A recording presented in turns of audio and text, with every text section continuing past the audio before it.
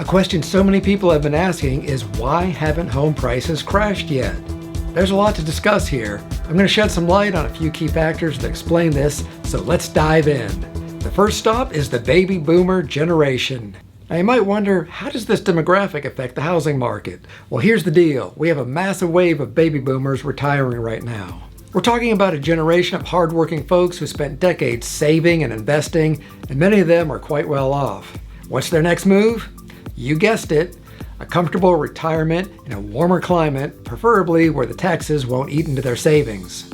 We're seeing these baby boomers, these retirees, moving in large numbers to states with warmer climates and, importantly, lower taxes. They're chasing the sunshine and a better lifestyle. This movement is driving up the demand for housing in these areas. They're buying homes for their retirement, and in doing so, they're significantly impacting the housing market.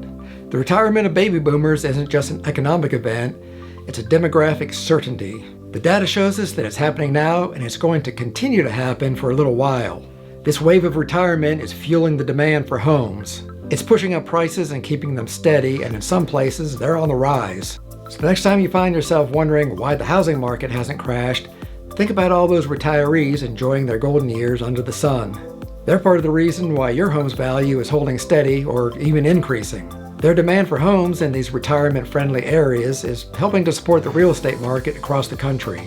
Mortgage rates. Until earlier this year, we had historically low mortgage rates for quite a while. At first glance, that seems all good. I mean, who wouldn't want a cheaper mortgage? But here's where it gets interesting. These low rates have made it advantageous for current homeowners to simply keep their homes. Simply put, they're enjoying lower monthly payments, and it wouldn't make sense to give that up. What's this mean for the housing market? Well, current homeowners are less likely to sell. In fact, we're seeing a significant drop in the numbers of houses put up for sale. People are preferring to stay put and take advantage of these fantastic rates rather than selling their homes and potentially moving into a rental or purchasing a more expensive property. As you can imagine, this trend is creating quite a ripple effect. With fewer homes on the market, we're seeing a supply-demand imbalance. There are still plenty of buyers out there, but the number of available properties has shrunk considerably. This imbalance is another major factor that's contributing to the stability of home prices, and in many places, we're seeing prices go up. While low mortgage rates are indeed fantastic for homeowners, they're also a significant factor in the decrease in available homes on the market. Fewer homes for sale, combined with steady or even increased demand, results in robust home prices. It's not the only factor, of course, but it's one that's playing a substantial role in the current state of the housing market. The shortage of homes available. Let's look at the sheer scale of this issue. Current estimates indicate that the U.S. housing market is short by a staggering 6.5 million homes. That's right, 6.5 million homes. We're not just talking about a minor dip in inventory. This is a massive shortfall that's having significant ripple effects across the entire housing sector.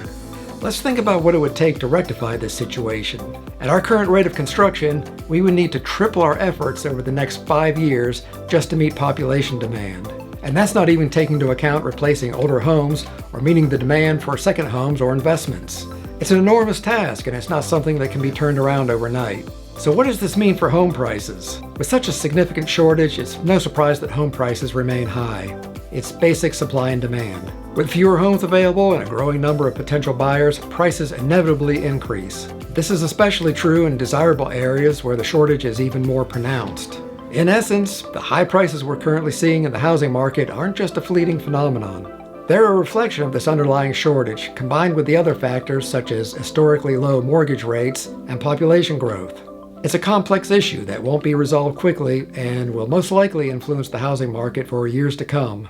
So we know that there's been quite a decline in the supply of homes available for sale. So much so that we currently only have 2.9 months of supply left in the U.S. To put this into perspective, a balanced housing market is generally considered to have about a 6-month supply of inventory. So you can see that we're way below what would be considered normal. Now this doesn't mean that all homes across the board are seeing their prices skyrocket. In fact, it's a bit of a mixed bag. Some areas are experiencing falling prices. Take the West Coast for example. Certain areas have seen prices moderate recently, so it's not all about soaring prices, there's definitely a nuance to it. On the flip side, other areas have seen price increases. This is a perfect example of the complexity of the real estate market. National trends can be informative, but real estate really is local. It's all about understanding the specific dynamics of your area, whether you're looking to buy or sell. What does this mean for the national median price? Well, despite some fluctuations, the median sales price has remained steady. This is partly due to higher prices in certain areas, offsetting the price drops in other regions. So despite the overall shortage and some local variations, the national median home price is holding its ground. Now, it might seem counterintuitive, but housing prices can continue to rise even during economic downturns. History has shown us this. Look at 1979, for instance. This was a period of significant inflation, yet housing prices didn't crash. Instead, they actually increased. Another example comes from a more recent memory, the 2008 crash. Despite the severe financial crisis in many areas, housing prices began to rebound relatively quickly. And in the years since, we've seen substantial appreciation in most markets. Now, these aren't guaranteed trends, there are always exceptions. It's important to recognize that a dip in the overall economy doesn't necessarily translate to a drop in home prices. So what's protecting our housing market today? Well, one of the key factors is the stricter regulations that have been imposed on banks. Remember the reckless lending practices that contributed to the 2008 crisis? Today, things are quite different. Banks are only giving mortgages to highly qualified individuals, those who have strong credit scores and are low risk. The selective lending approach has made a huge difference in the stability of the housing market. It reduces the risk of widespread defaults and in turn helps sustain the market.